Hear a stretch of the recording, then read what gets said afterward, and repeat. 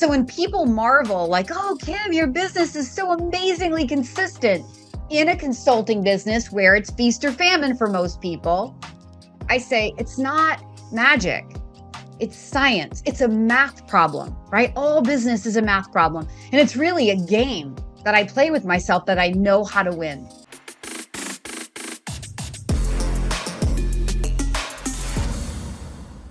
Kim Daly, what's happening? What's happening, Rick Mayo? I am so excited to be your guest today. Likewise, I think I've been bugging you for like 6 months, and of course you're on this like podcast tour and you're keynote speaking, and ladies and gentlemen, it is hard. Busy. I'm so busy. It's so hard to nail down the much in demand, world famous Kim Daly. But hey, on that note, before we get started, I do want to brag about you a little bit, just so that people understand who they're hearing from today. So, and I'm going to rattle off some facts and figures, and correct me if I'm wrong, but I think I'm right. So you've been a franchise consultant for over 20 years, yes? Yes, because I started when I was 9. Well, exactly. Shocking. I also started my fitness business when I was 12, which is how I can be in business for 32 years. So there's that. And I think this is something that you don't talk a lot about, but I always describe you as the number one consultant in what I consider the number one consultant organization. And that's really hard to do. I mean, if you're the best of the best, that says something about you. So, and that's honestly who you are. I mean, that's the position that you sit in. So if you want to hear from anyone that knows anything about franchising, there could not be a better resource than you, Kim. So I'm really appreciate you being here for that. You're obviously a published author as well. What's the name of the book you co-wrote? Franchising Freedom.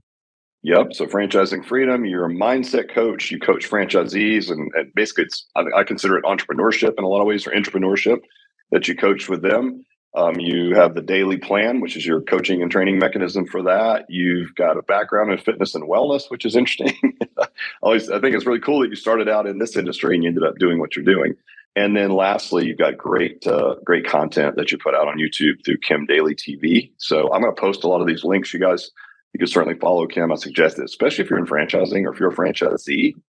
A lot of times you're like, why would I follow a franchise consultant for my franchisee? But a lot of your content, Kim, is in relationship to being a successful entrepreneur. And there's a skill set to that. We always say, look, I can teach how to run an Alloy, which is obviously our franchise, but there's a skill set that just goes with any entrepreneur and, undertaking. So I could teach how to run an Alloy, but there's also a skill set to just being an entrepreneur. Would you agree? Totally. Well, my whole spiel with everybody, Rick, is I'm a franchisee.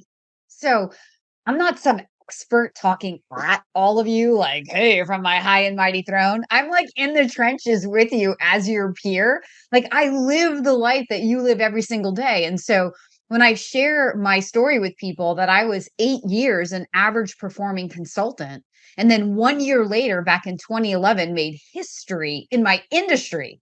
Like I did more than 3.5 times more revenue in 1 year. So I was the same me. Franchoice was the same process, but I created 2 very different realities. So what the heck did I do? So in leading all of my candidates, that's my story. When we're talking about back-end coaching and how to be successful, I lead from my own example of like, let's talk about what I wasn't doing for the first 8 years and what I have been doing for the last 13 years that made me a history maker. And then one who's been incrementally growing that over and over and over to all new heights, right? So that's where I'm coming from. No, I love it. And I mean, look, I think the personal story, the backstory is very important. Obviously, again, as a franchise consultant, you are in this structure of franchisee, if you will, and your personal story brings a lot of, again, legitimacy to your advice, right? Because you have to live it yourself, and you've been through it, and you've been through those transitions and what is that mindset change and flip, which makes a perfect segue, by the way, into my main question is, in your terms and your description, what is it that makes a great franchisee? Wait a minute. Where's my did you know? I love it. I love it. Week. And I think when I'm on there, I'm going to have the best did you know. Now, my did you know is not that great, but you cannot chip me out of this. All right. You know what? You're right. I'm running and gunning. I forgot your did you know, but I'm going to let you do that, and Out. I'm going to do a dad joke. So you could do your did you know. Right now, it's all bets are off because we're like, hey, what are we doing this year? Are we doing dad jokes? Or are we doing did you knows? So go ahead. I asked you early, and you said I want to do a did you know. So go for it.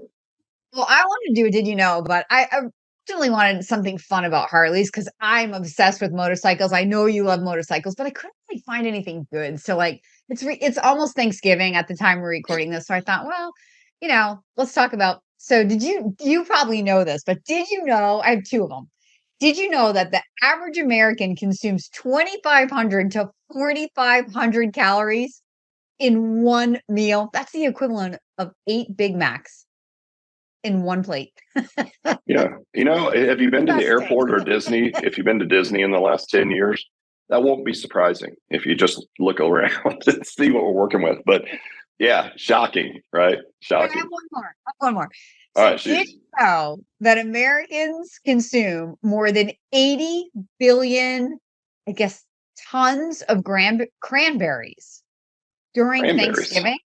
That's Ugh, enough cranberries to fill 8 Olympic-sized pools. that's Like, disgusting. I don't like cranberry. Do you like cranberry? Like the cranberry I've had is you open the jar and that gelatinous like tube of that's cranberry falls out and you slice it. Nasty. no, that's Do you like that? no, No. I do not. And that's why I'm so shocked by this little fun fact because I'm like, what are people doing with these cranberries? They're And then what really good happens after for you. I Thanksgiving? know Like that. how many cranberries are just left of rot or cans that get? I mean, I guess the cans will last forever. They go into your prepper cave, for terrible times. I don't know. Are you ready for my dad joke? I am. I could. It's so bad.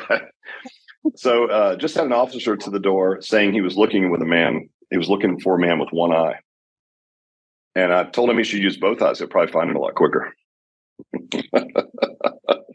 So bad. My dad jokes have been awful lately. I've got nothing.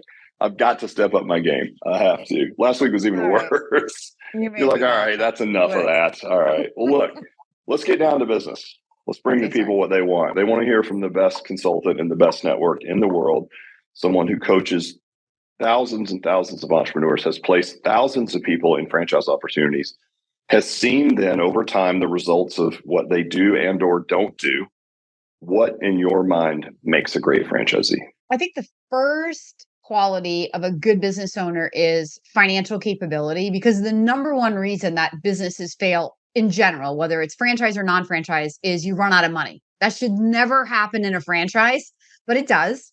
So, financial capability, and Rick, it's not just having money, but it's the risk tolerance to invest, to spend money, right? Coming to the idea of starting a business with like any type of scarcity mentality is an absolute no go. You are done. You have to come from an abundance mentality, from a growth mindset, ready to invest money, understand that you have to fail forward. And sometimes that costs money, right? In order to get to the outcome of success. So I think that's the first characteristic of a successful franchisee. Would you agree? No, of course. Like, I mean, that's why franchising has financial thresholds for that very reason, because there you have to mitigate risk by having enough solvency to be able to last through a downturn or whatever those things are. I mean, look, it's entrepreneurship at the end of the day.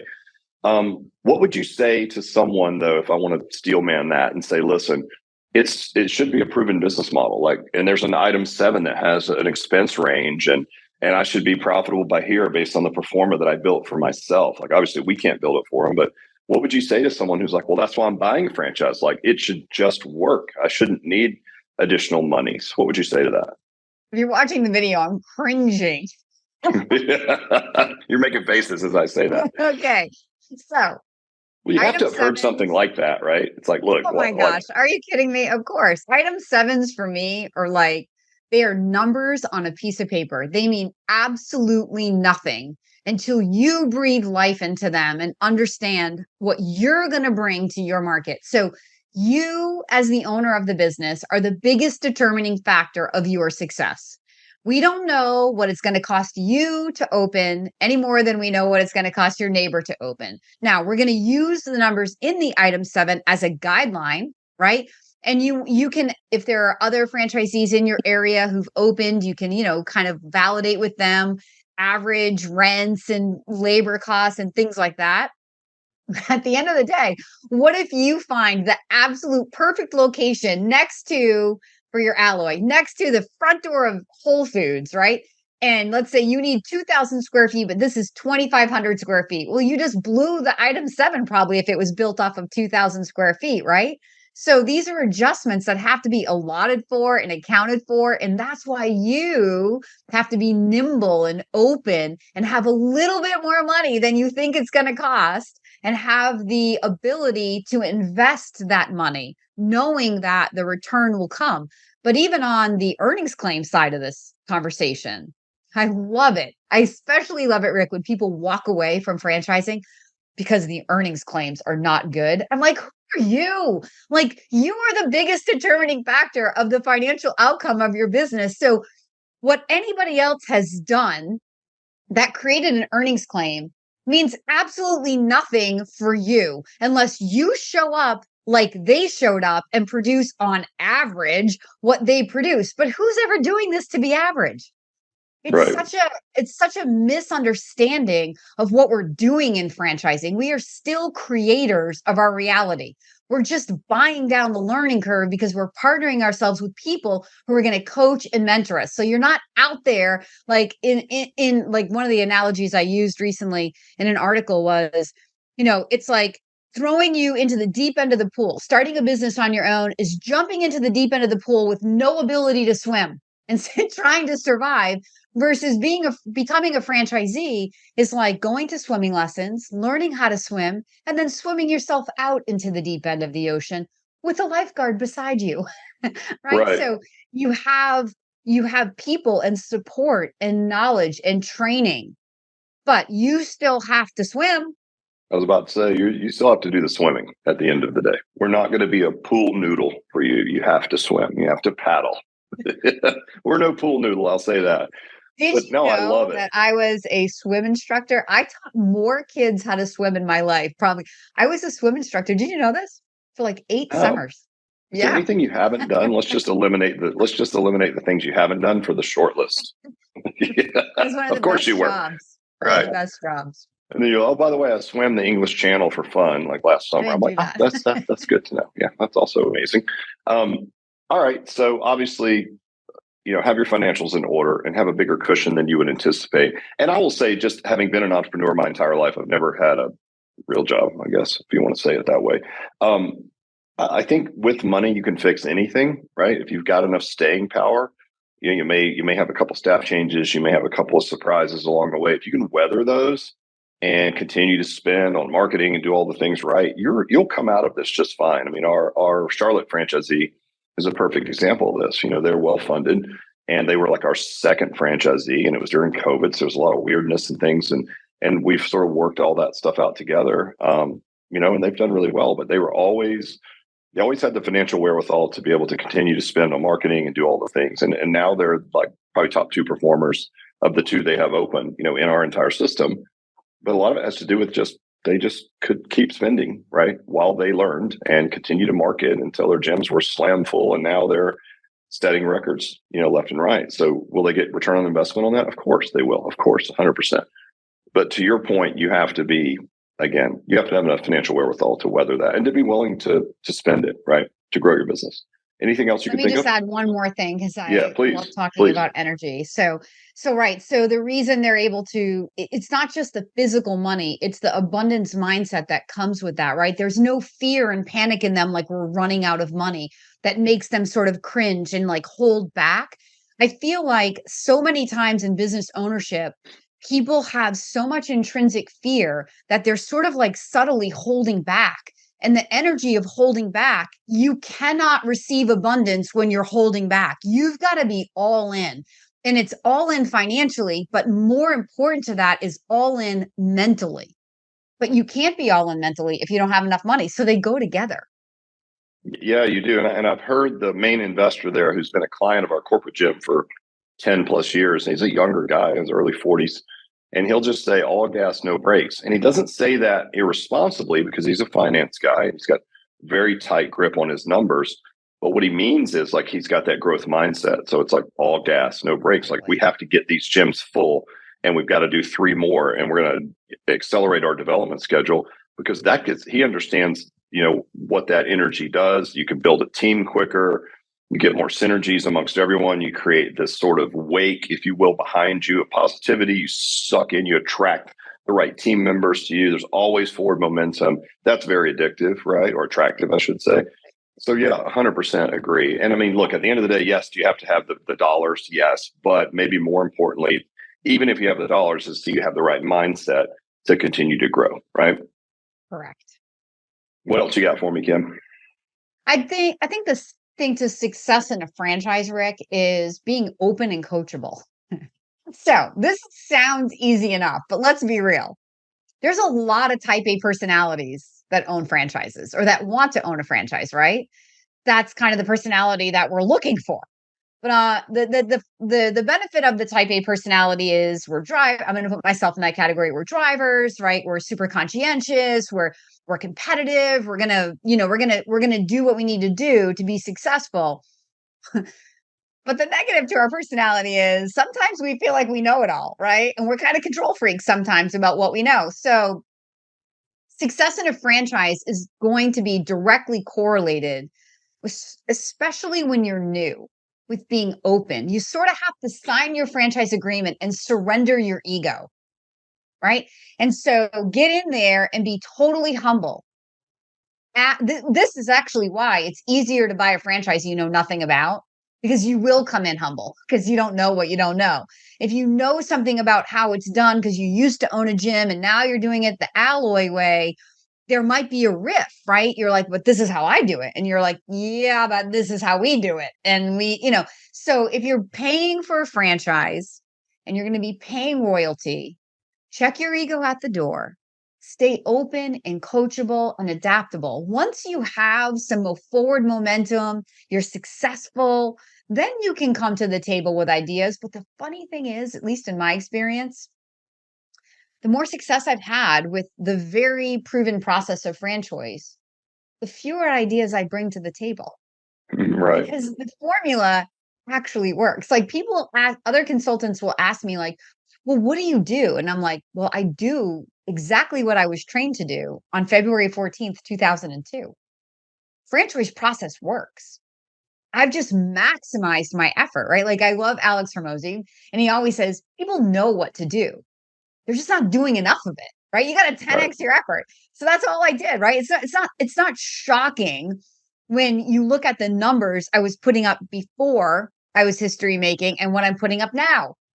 It's a math problem, right? And I flooded the front end of that math problem. So statistically, enough of it falls my way. Well, when you do that, no matter what the business is, you solve all that all that ails your business. Right. So I said a lot there, but No, you really didn't. I mean, there was so much gold in there, and unfurl that a little bit. But to your point, we have seen that. Obviously, we've had franchisees that came to the table, and I'll give you just silly examples of. We have a pretty solid pre-sale program. I mean, the great thing about fitness is it's a strange business in the sense, and again, a good business in the sense that you can open making money. You can have revenue on day one, and I don't mean like revenue because people are walking through the door buying things. You literally have subscription based, reoccurring income on a monthly basis the minute you open the doors. And we've had clubs open completely full. So amazing, right? So we have a pretty good pre-sale process, but we've brought people in that have either opinions or some knowledge, say, around digital marketing, right? And believe me, we've tried, in that vernacular, like we've split tested ads or whatever, so that when you say go in your pre-sale, we just turn your ads on and leads start coming in. We've had people then go and look at the ads and be like, I don't like those ads. I don't think they represent the brand well.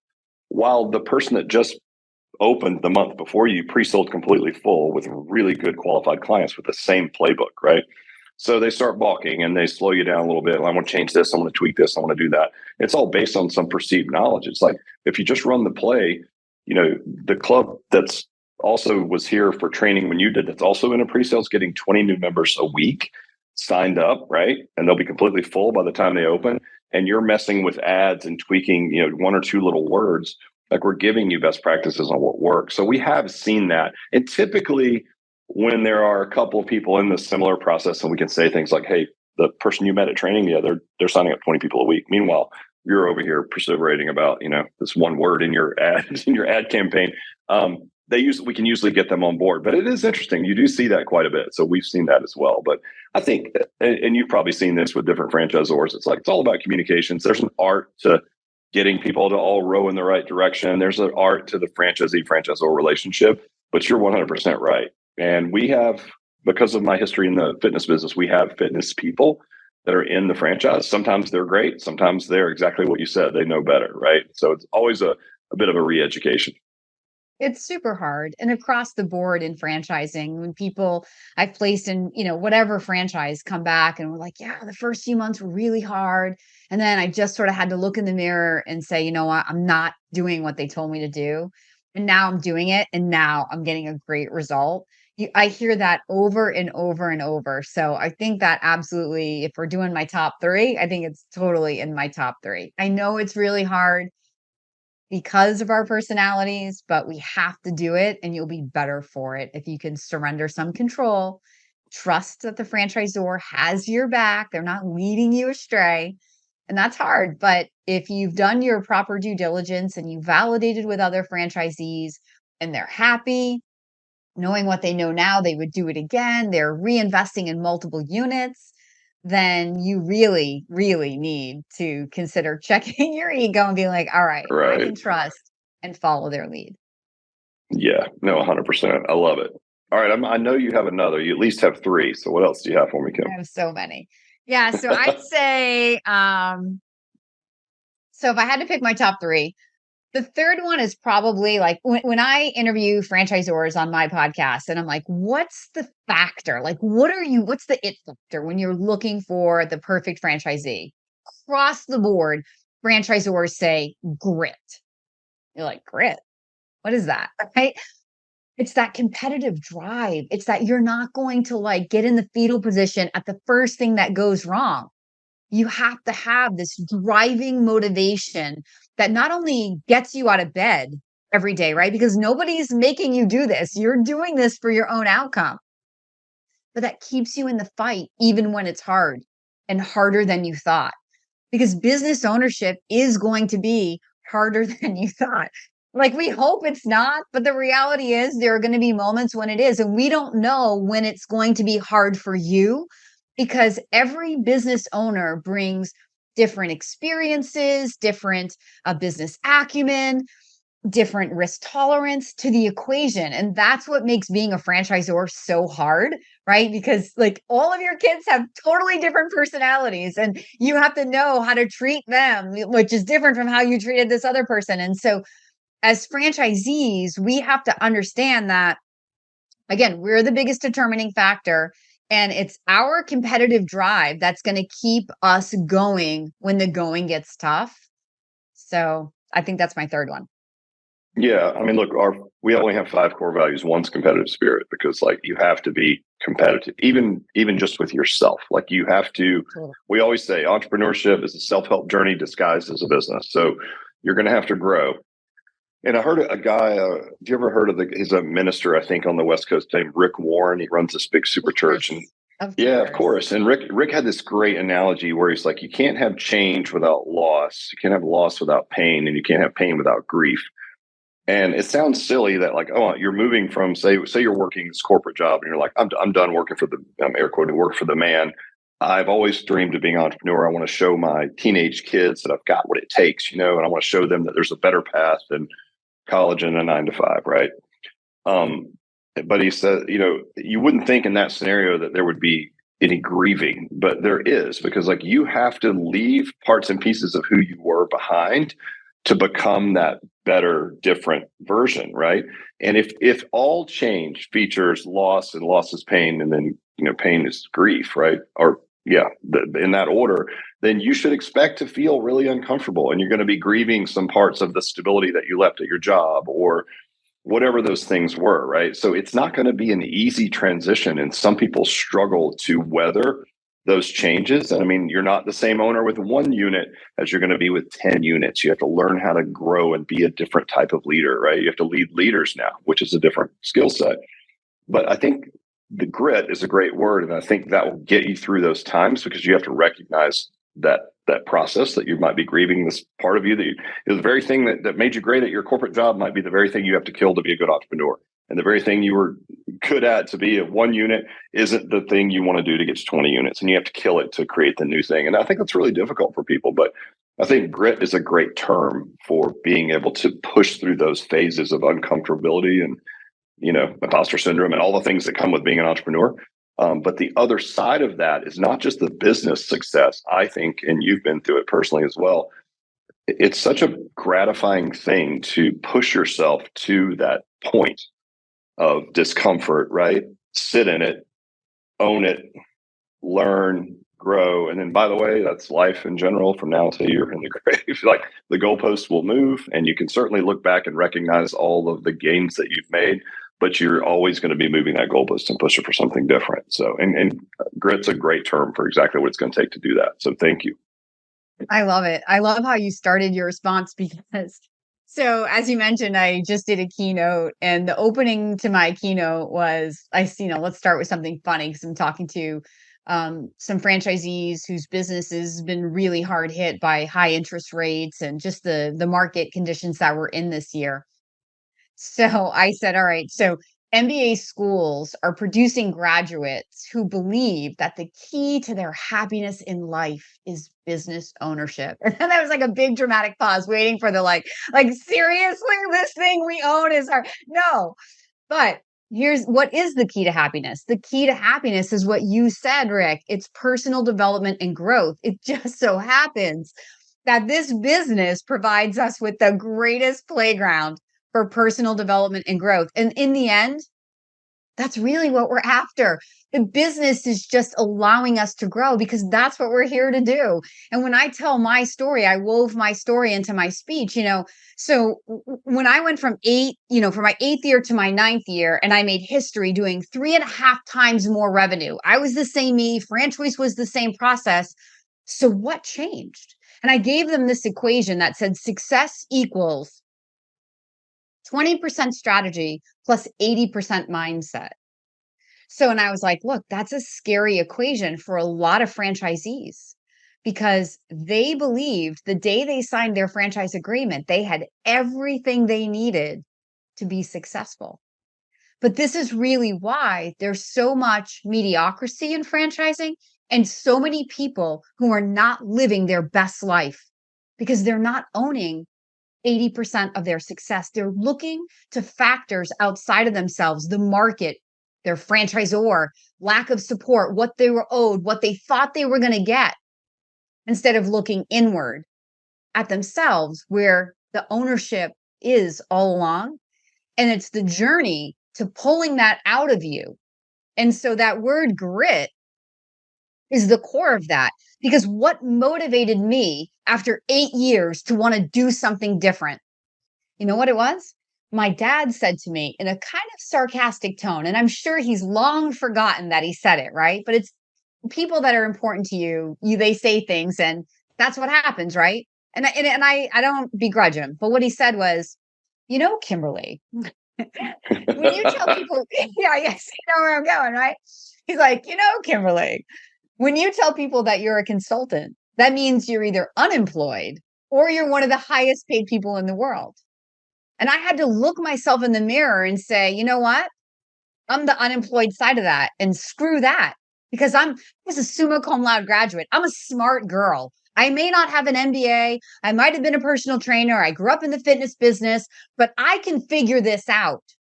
And it was grit inside of me, competitive drive inside of me that was like, screw this. I'm made for more. And that first year that I made history, I had no daily plan. I had no navigation to get there. I had nobody to ask. I didn't even tell anybody what I was doing, which was magic in and of itself, right? Because when your dreams are fragile, you can't afford to listen to any negative Nellies, right? Keep it to yourself. When you set big, audacious goals, which you need to do when you're a business owner, you don't need anybody else's unbelief clouding yours. You have enough of your own. So just set the big goal. And it was sheer determination, Rick. The first year was freaking head down, work my you-know-what off. And I still remember the day. It was December 17th. My year was over. I knew that everybody that was going to sign a franchise agreement was in. And the CFO of Franchise called me because the fourth quarter, I was getting all superstitious with myself because I knew that it might happen. And like, this was like crazy to think I was actually going to do this by sheer will and focusing every single day on a goal. That's it. That's all I did. Focus on the goal, not talk myself out of it, talk myself into it, breathe life into it every single day. And I still remember sitting in my chair in my office and the feeling that went through my body when he called to tell me that I had crossed that finish line by $4.28 over. It was a life-changing day. Now, the second life-changing day was the day that the CEO of Franchise put me on stage and goes, "Hey, boys, look at the little girl just did." I said, climbing to the top anonymously was way better than trying to stay on top with a bullseye on my back, right? So That's right. now, this is what forced me to grow up. Because now I really had to look at my numbers and go, what had I actually done? And so it was really now my 10th year in business that I created what's now known as the daily plan, which is the navigation system, right? The ship without a port is lost at sea. That's the business owner without a goal. That was me for 8 years. Busy, but not productive. Then I decided to get productive, create massive, unsustainable activity, right? Created an outcome, but now I wanted to create a way to sustain it. So now that's the ship with a goal, with a port and a navigation system. With a navigation system, the ship can get there every single time. So when people marvel, like, "Oh, Kim, your business is so amazingly consistent," in a consulting business where it's feast or famine for most people, I say it's not magic. It's science. It's a math problem, right? All business is a math problem. And it's really a game that I play with myself that I know how to win because I built this, took my KPIs and reverse engineered. When I looked at my results, I said, okay, what did I actually do? How do I replicate it? How do I control this so I can do it again and again? And so the end of the story is I love to just say that I've spent the last 13 years mastering the art of what I did that first year in 2011 and incrementally mastering all parts of my business, never stopping. The growth mindset has never stopped. And people are like, isn't that exhausting? It's thrilling. Like I am so passionate because I'm always growing. If you had the business I had, that's what I tell people, you'd be passionate too. Because once you figure out how to create the abundance, because I have the growth mindset, I own it. So the abundance is mine because of my mindset. My franchise process is still only 20% of what I do. My success is mine because it's 80% how I think, how I talk, and that causes me to act. That's your mindset. And that's how you become successful in a franchise. And again, the reason I speak with such like, belief hopefully it's integrity in my voice. It's because I live it every single day. And there's nothing special about me. Like anybody that's listening who's a business owner can do what I've done and probably better and faster. And that's why I share it. First 8 years, go right to, all right, this is the key, right? So I love it. I'm so fired up right now. I'm not sure what I'm going to do with my energy when we get off this podcast, but I'm probably going to go work out because I'm very fired up. Look, that was I couldn't have said it at all, much less said it any better. So I love it, Kim. It really is, and it's so true. And I mean, obviously, like I've been an entrepreneur. I've never had a real job. I've only been an entrepreneur, and I'm just nodding the entire time because it's exactly what you said. And it takes a minute to figure it out. Sometimes I didn't certainly figure it out right away either, especially since I was really young when I started. But boy, once it clicks, you just learn which levers to pull, and you understand like what it's going to take for each level above where you are, right? From a mindset and skill standpoint. And then you stack your skills and you earn yourself a better opportunity vehicle. And such is life over and over and over again. Absolutely love it. So, no, really, yeah. Yeah. Why don't you leave us with something? Wrap us up. Give us something. This is what I said at the end. And I really believe this is true after 21 years of helping thousands of people. And even just examining myself, what I really think is most people are not afraid of failure. What they're really afraid of is their own true power. Because when you stand smack dab in the middle of your dream, not just dreaming your greatest dream, but living that dream like I did for the first time on December 17th, 2011, it is so life changing. And that's when you absolutely realize that you really can be, do, and have anything you want in your life. And the reason I'm so passionate about franchising is because franchising gave me a vehicle to figure all of this out for myself. That I really can be, do, and have anything. That was always true. But I lived that truth through my franchise over the last 13 years, and it continued to make it true.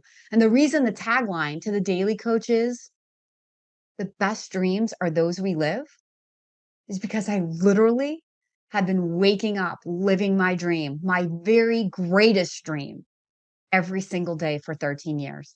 And that's what I want for every single candidate. That's what I want for every single franchisee, which is why I want more audiences in more stages because there's so many people to help, Rick.